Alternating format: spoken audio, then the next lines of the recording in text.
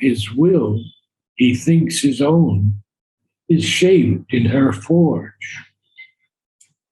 Of course, a forge is a special hearth or a furnace in which metal is heated before shaping it.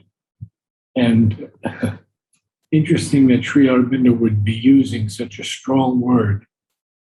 But our will that we think is our own will is shaped in the Divine Mother's forge.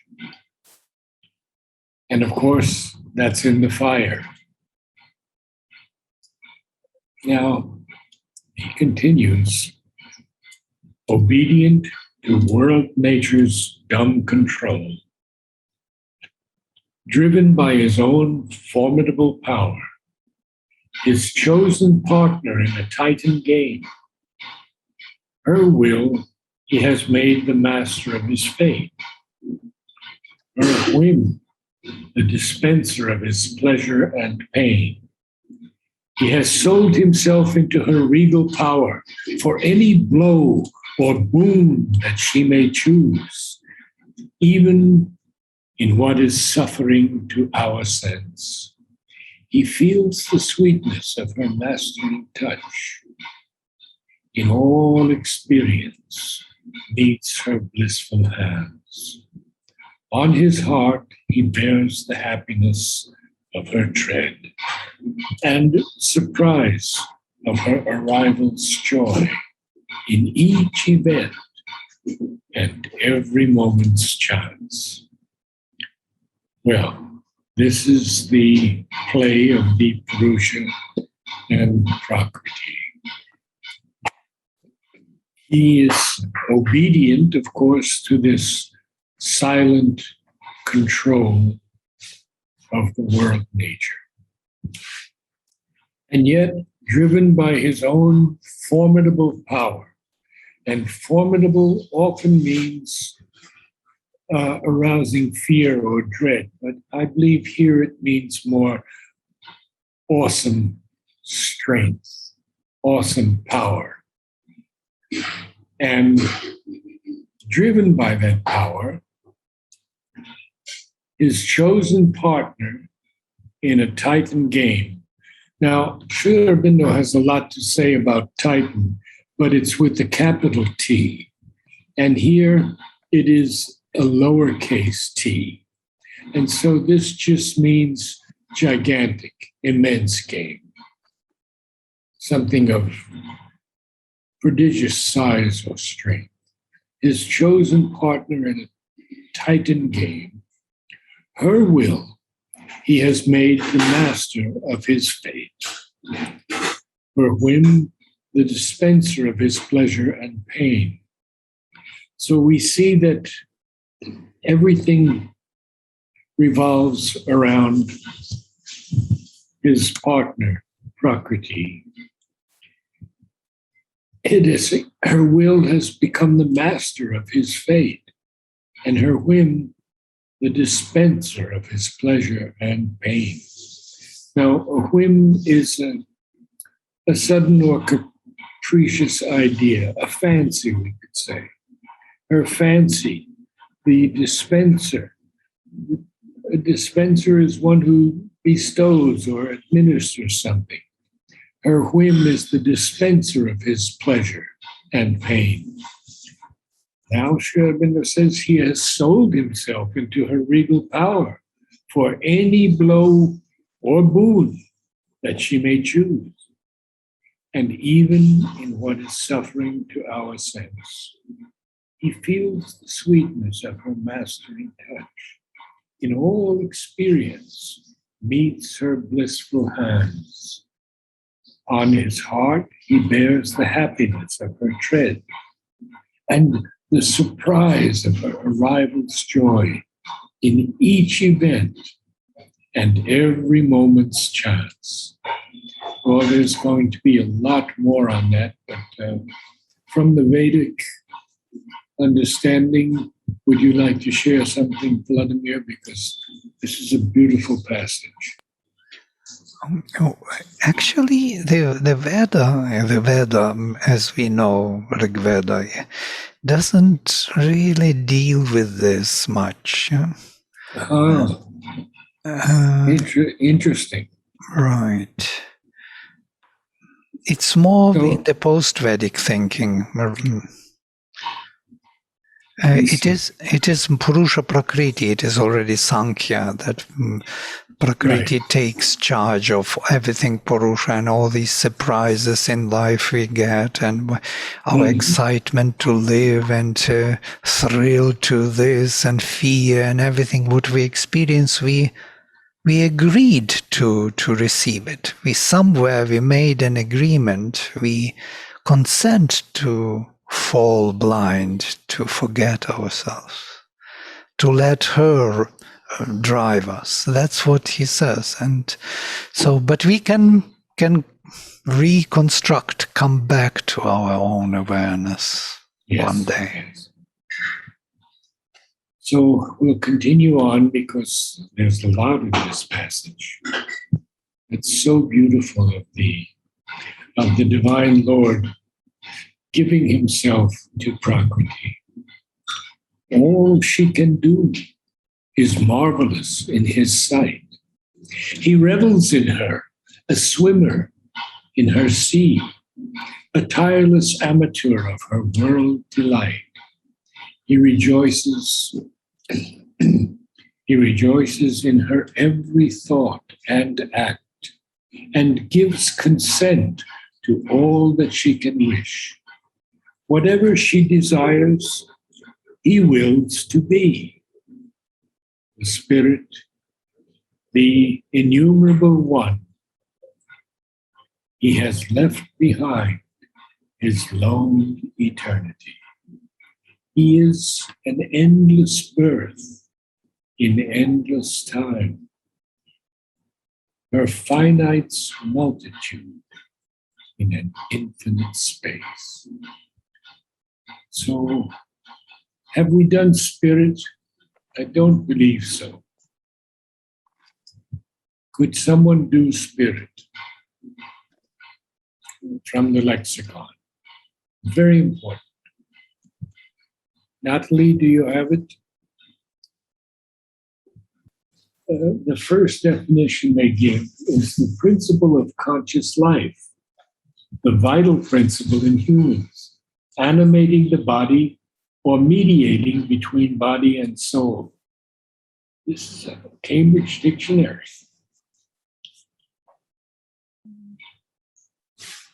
Number 5 of their definitions is a supernatural, incorporeal being, especially one inhabiting a place, object, etc., having a particular character. Well, that's a different spirit, but you said, Natalie? Yeah, found it. Good. Okay. You're right. So the spirit is the consciousness above mind, the Atman or self, which is always in oneness with the divine. It's from Letters on Yoga. What we mean by spirit is self-existent being with an infinite power of consciousness and unconditioned delight in its being. From Essays on the Gita. The spirit is an essential entity or consciousness which does not need to think or perceive either in the mental or the sensory way, because whatever knowledge it has is direct or essential knowledge. From Letters on Yoga. This is very important, isn't it? That it's an essential entity or consciousness, and it does not have to think or perceive in the mental or the sensory way, because its knowledge is direct or essential knowledge. And so it's the consciousness that's above mind, the Atman or self, and it is always in oneness with the divine. Now, we could say too that the psychic being is essentially in oneness with the divine, but it's evolving in the human form. So it is not the spirit, or sometimes Sri Aurobindo calls it also the soul. So let's continue on. Spirit is the soul and reality of that which we sense as matter. Matter is the form and body of that which we realize as spirit. Very, very powerful. So spirit is the soul and reality of matter, or what we sense as matter. And matter is simply a form and body of that which we realize as spirit. Okay. The nature of the spirit is a spacious inner freedom and a large unity into which each man must be allowed to grow according to his own nature. This has been, in the ashram, a perplexing thing for many people who have come. There are no dogmas, there are no rituals, there are no specified times for meditation. There are very few collective moments. We could say that when they marched before Mother, that was a collective moment of some people, but not the sense of these religious or yogic communities where you have to do this and you have to do that. And Sri Aurobindo makes it very clear in this statement of the human cycle. Each man must be allowed to grow according to his own nature. Continue, please. Spirit is the crown of universal existence. Matter is its basis. Mind is the link between the two. Spirit is that which is eternal. Mind and matter are its workings. Spirit is that which is concealed and has to be revealed.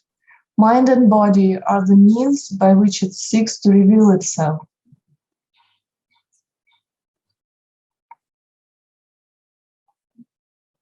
The spirit is the supreme being in his infinite consciousness, and the supreme nature is the infinity of power or will. Of power or will of being of the spirit. From Essays on the Gita.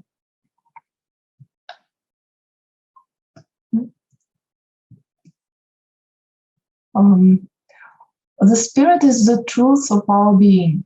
Mind and life and body in their imperfection are its masks, but in their perfection should be its molds. From Essays in Philosophy and Yoga. The spirit is the supreme being in his infinite consciousness, and the supreme nature. And the supreme nature is the infinity of power or will of being of the spirit.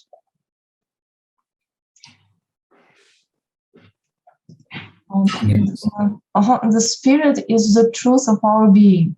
Mind and life and body in their imperfections are its masks, but in their perfection should be its molds. From Essays in Yoga. So beautifully stated. That it is the truth of our being, and mind and life and body, the lower three, in their imperfection are simply the masks of the spirit, but in their perfection should be its molds. And the last one. Spirit is a final evolutionary emergence because it is the original involuntary element and factor from the light divine. He has left behind his lone eternity. He is an endless birth in endless time. Her finite's multitude in an infinite space.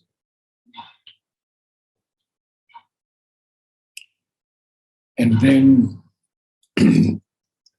these lines that we probably all have read so many times. The master of existence lurks in us and plays at hide and seek with his own force. In nature's instrument loiters secret God. I've always felt that this was some of Sri Aurobindo's delightful humor. So the master of existence lurks in us. When we lurk around someplace, and usually there's some danger involved. If someone is lurking and looking for us, or just lurking to steal something or something. But the master of existence here lurks in us. And then he has another line where he says, loiters. So we'll pick that up also. So the master of existence lurking in us plays at hide and seek with his own force. So it's this game that the divine has created to manifest himself in different ways on this earth and in other worlds. And then Sri Aurobindo tells us, in nature's instrument, that's man, loiters secret God. So the word loiters is standing idly about, lingering aimlessly. So he loiters and he lurks. He lurks in us and he loiters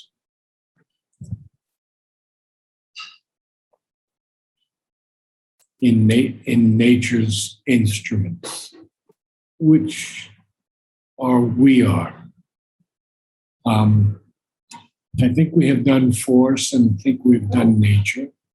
So let me carry on now. The immanent lives in man as in his house. And here we have the immanent. He has made the universe his pastimes field, a vast gymnasium of his works of might.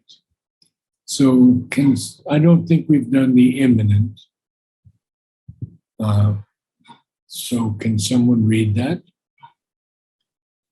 Capital I for immanent. Theologically, it's speaking of the deity, the indwelling or abiding, who indwells or abides in the universe.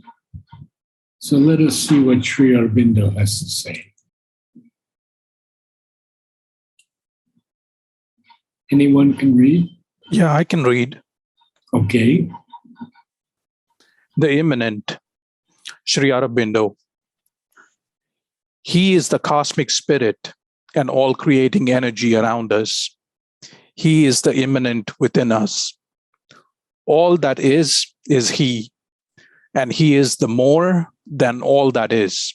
And we ourselves, though we know it not, are beings of his being, force of his force, conscious with a consciousness derived from his. Even our mortal existence is made out of his substance, and there is an immortal within us that is a spark of the light and bliss that are forever.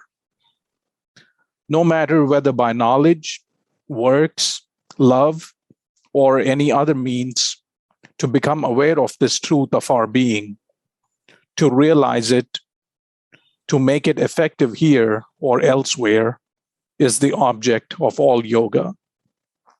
From the Synthesis of Yoga. Many years ago, I memorized this entire quotation because for me, it's one of the most beautiful quotes in the Synthesis of Yoga. There's another one in the Life Divine also.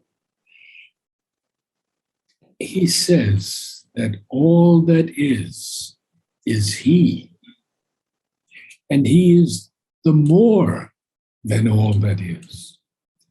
And we ourselves, though we know it not, are being of his being, force of his force. conscious with a consciousness derived from his. Even our mortal existence is made out of his substance.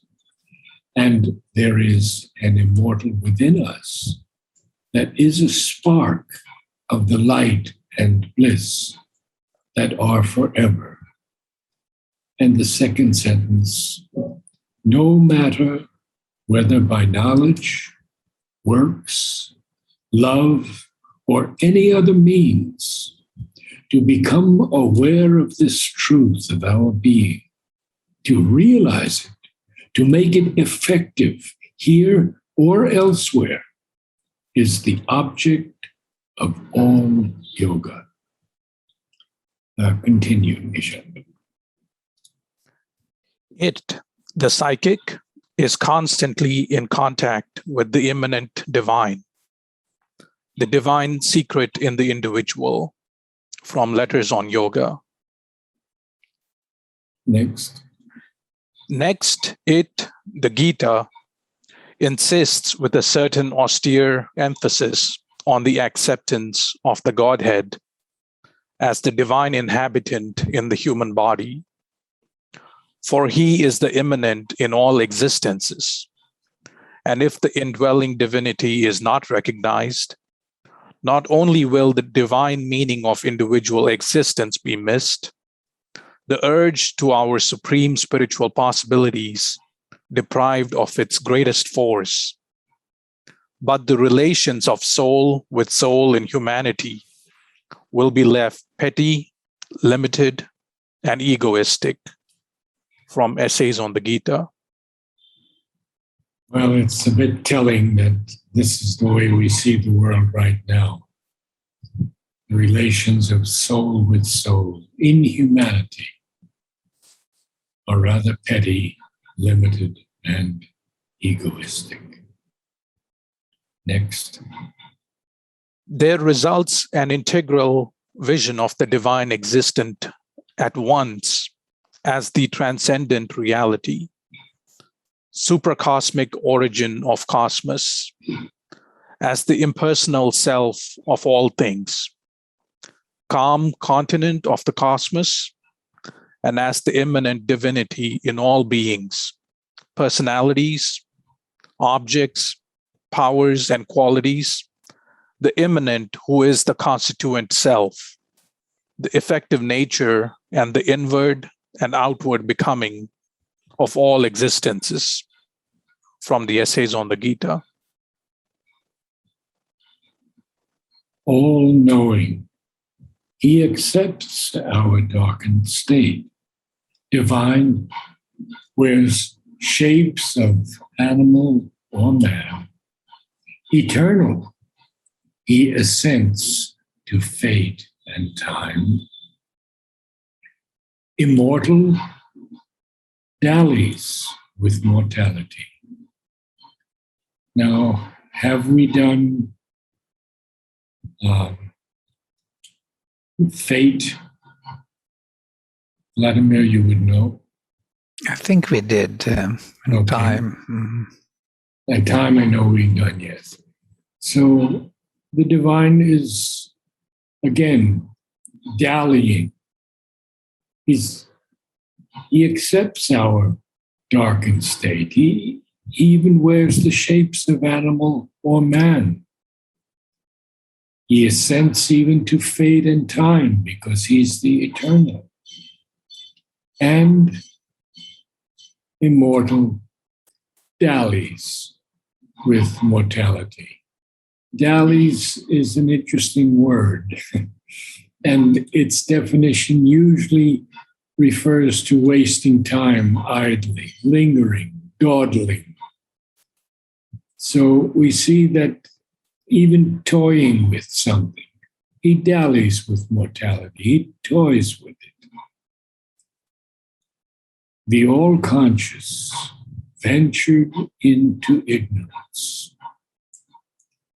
Then I have to go to the next page, which will be 67.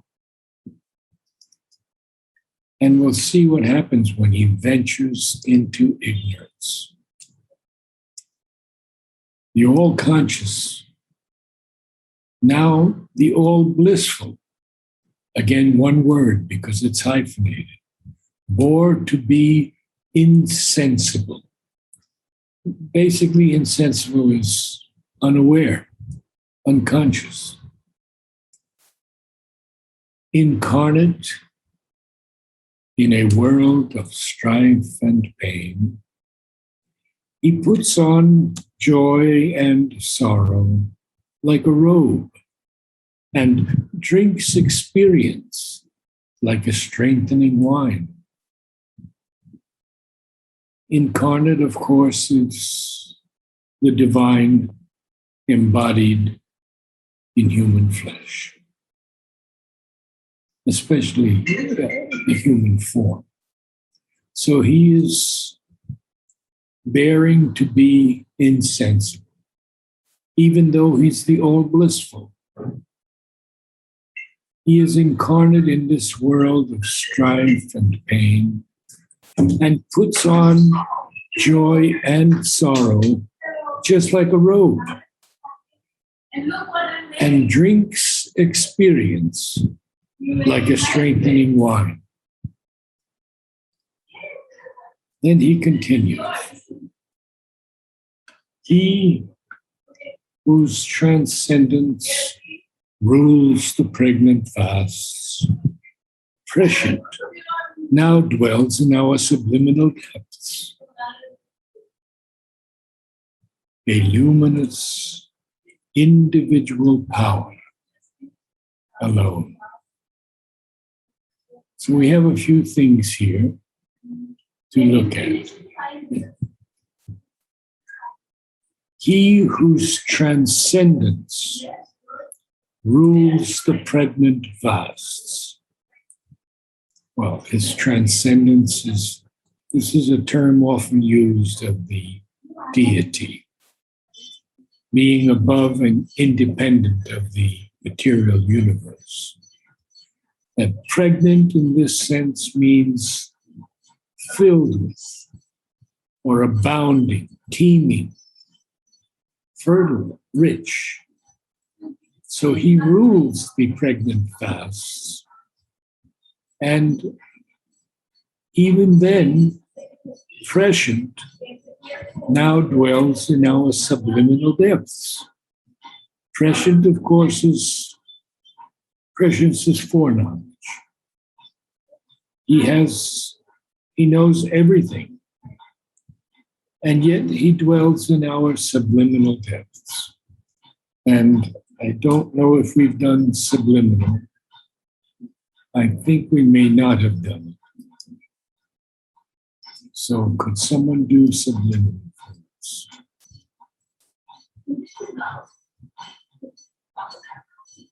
It's not capital here, no? Subliminal. No, it's not capital. And Sri Aurobindo doesn't use it always as a capital. I'll read the first part from the Life Divine. He says, the real subconscious is a neither diminished consciousness close to the inconscious. The subliminal is a consciousness larger than our surface existence. But both belong to the inner realm of our being, of which our surface is unaware. So both are jumbled together in our common conception and parlance. Interesting. So again, he says in the Letters on Yoga, subliminal is a general term used for all parts of the being which are not on the waking surface. Subconscient is very often used in the same sense by European psychologists because they do not know the difference. But when Eurisha,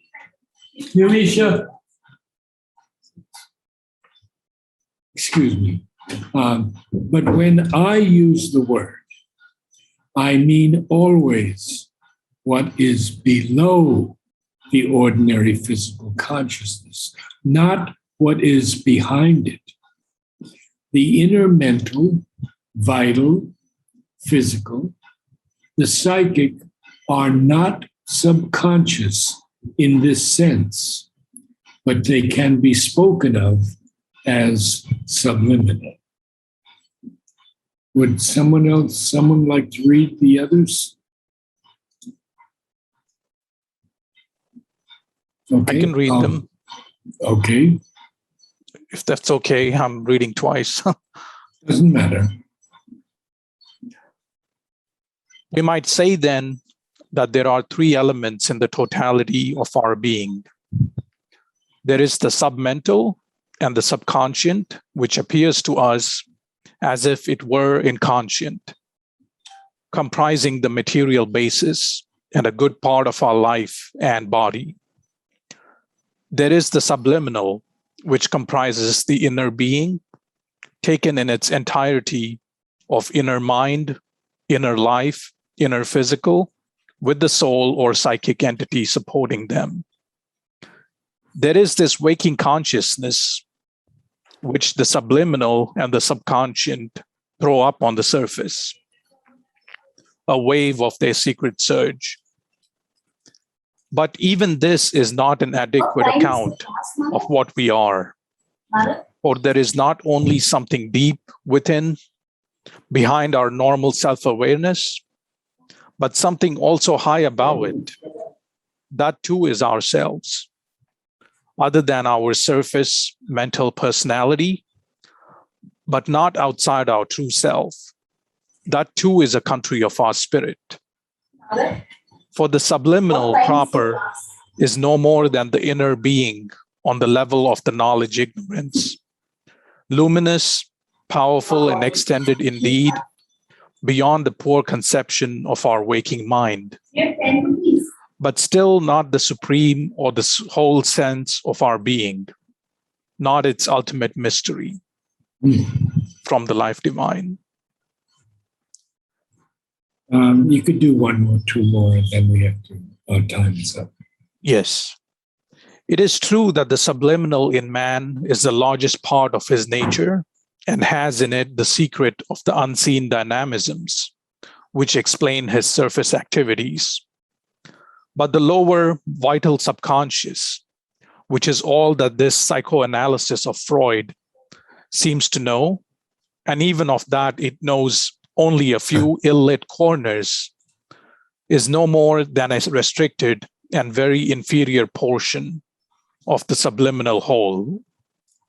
From the Letters on Yoga. The subliminal self stands behind and supports the whole superficial man. It has in it a larger and more efficient mind behind the surface mind, a larger and more powerful vital behind the surface vital, a subtler and freer physical consciousness behind the surface bodily existence. And above them, it opens to higher superconscient, as well as below them to lower subconscient ranges. From the Letters on Yoga. So we'll stop there today. I'd like to go over this a little deeper next week, because there's so much that Sri Aurobindo gives us in this subliminal, in these definitions. Namaste all. And Namaste. Thank you. Thank you for attending.